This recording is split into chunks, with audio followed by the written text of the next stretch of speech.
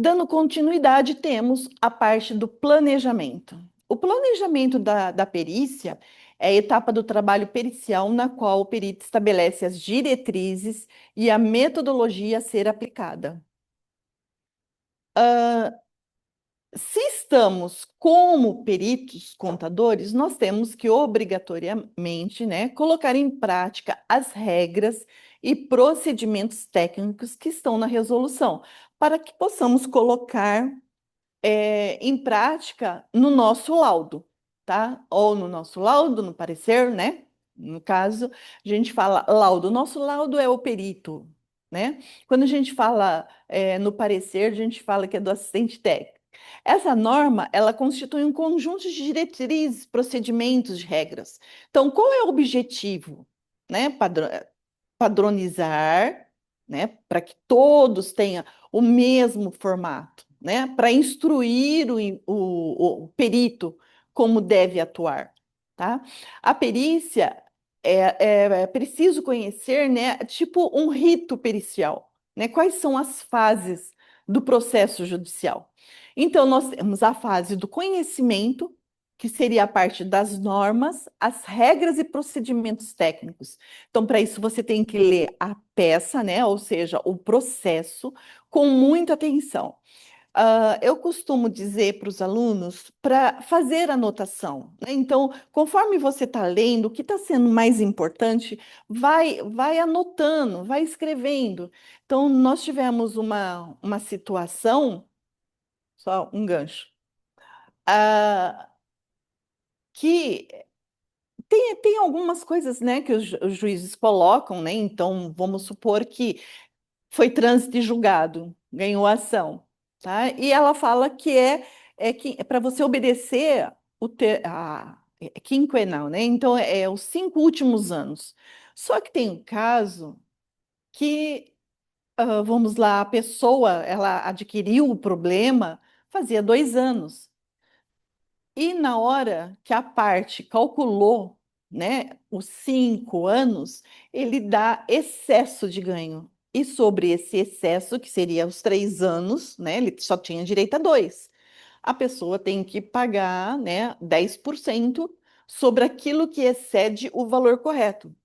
Então, essa parte aqui, ó, ler a peça com muita atenção, ler o processo com muita atenção, fazer as anotações, porque o quinquenal, né, que eles falam, acho que é esse o termo, agora deu branco, seria para você, que a pessoa teria direito aos 5 anos, eles colocam em todos os processos, o juiz coloca em todo o processo, mas cabe a você verificar quando foi adquirido essa doença, esse problema, a partir de quando, de fato, esse autor da ação, vamos dizer assim, ele tem direito, de fato, àquela indenização, tá?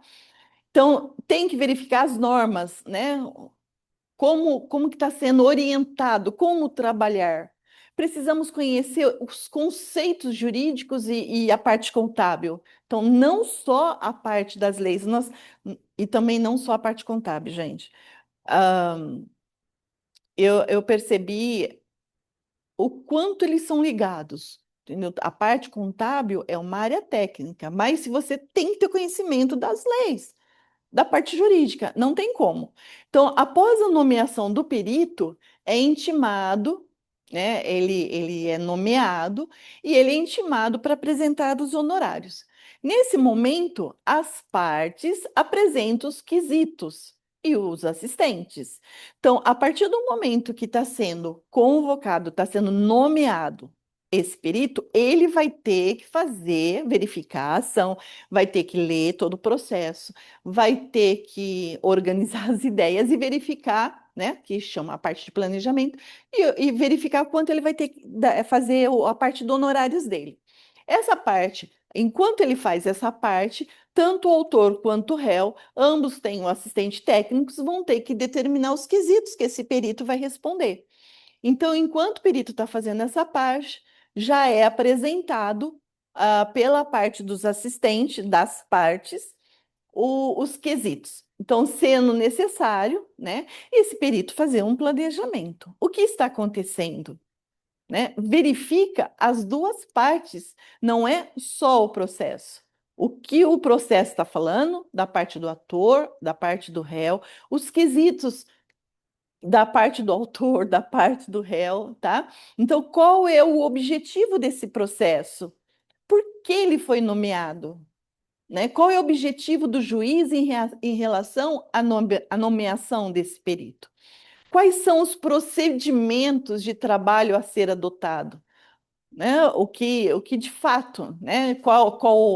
O que o juiz espera dele, o que o autor e o réu espera dele. Então, para responder todas essas perguntas, né? E qual é essa extensão, né? O que se pretende dentro da ação? A extensão aí não é se referir. Às vezes a gente fala, gente, qual é a extensão do processo? Ah, o processo tem 3.000 páginas. Não é isso, é o que se pretende, tá? Conhecer a decisão do juiz e por que o juiz nomeou ele, né? Qual é meio, a gente fala que está meio ligado à filosofia, né? Porque você tem que, algumas coisas você tem que linkar e tentar entender mais do que as palavras realmente te mostram, tá?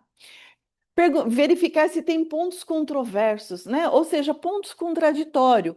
Um fala que a situação teve um processo, por exemplo, que o autor ele pegou um ônibus, vou simular, tá? Ele pegou um ônibus em Bauru e quando ele foi descendo determinado ponto, ele escorregou, caiu e alegou que o ônibus andou, por isso que ele escorregou, tá? Ele vai, entra com uma ação e coloca a testemunha. Te juro que isso é verdadeiro. A testemunha não é de Bauru, a testemunha, por exemplo, é de Agudos, tá?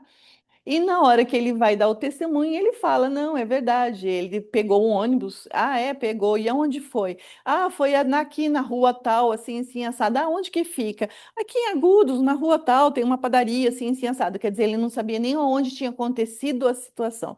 E aí você tem que investigar, né? Então você vai lendo todo o processo e você vai verificando algum tipo de ponto contraditório, tá? E saber também qual a opinião técnica que, no caso, o juiz precisa. O juiz vai definir que as partes podem apresentar os quesitos, né? E os assistentes técnicos, como eu falei. Então, vai precisar mais de documento? Só os documentos que estão no processo é o suficiente? Pode acontecer? Depende do tipo da ação, tá? Tem de tudo quanto é, né? Várias hipóteses. Por isso que eu vou colocando exemplos para vocês. Ahn, as partes que podem apresentar, né? Tava na. Perdão, perdi. Se precisa de mais documento, foi isso.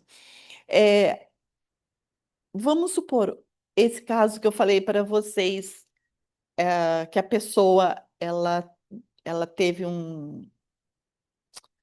ela é um problema de coração, tá? E ela colocou marca-passo. E aí, nessa situação, ela não tem a retenção de imposto de renda, tá? Então, você entra com um processo e consegue atirar, né? Ele tá isento. Detalhes à parte. A pessoa entrou com processo, quando ela entrou em processo, ela fez retroativo, só que ela fez retroativo, um exemplo, 2022, tá? O processo foi apesar de mostrar documento isso, isso, isso, foi trânsito e julgado em final de 2025, tá? Só que na hora que fala, não, tudo bem, tem direito, tá, tá, tá, tá, tá, tá, da parte do trânsito julgado volta 5 anos, mas o que aconteceu quando, vamos supor, de novembro de 2025 até a data de hoje? Continuou sendo descontado? Então, às vezes, tem que colocar mais documento ainda até a data de hoje, para para que consiga todos os valores do desconto, você vai ter que colocar toda a folha de pagamento, todos os comprovantes para justificar a atualização desses valores. Então, ele volta 5 anos, mas ele vem até a data da apresentação dos cálculos. Por isso, a necessidade de mais documentos, tá? Nós temos que verificar se essa documentação necessária, né, como eu disse, está no laudo. Então, tem que fazer um mapeamento dos documentos contidos no laudo, relacionar todos os documentos que faltam, verificar se será documentação física ou não, né?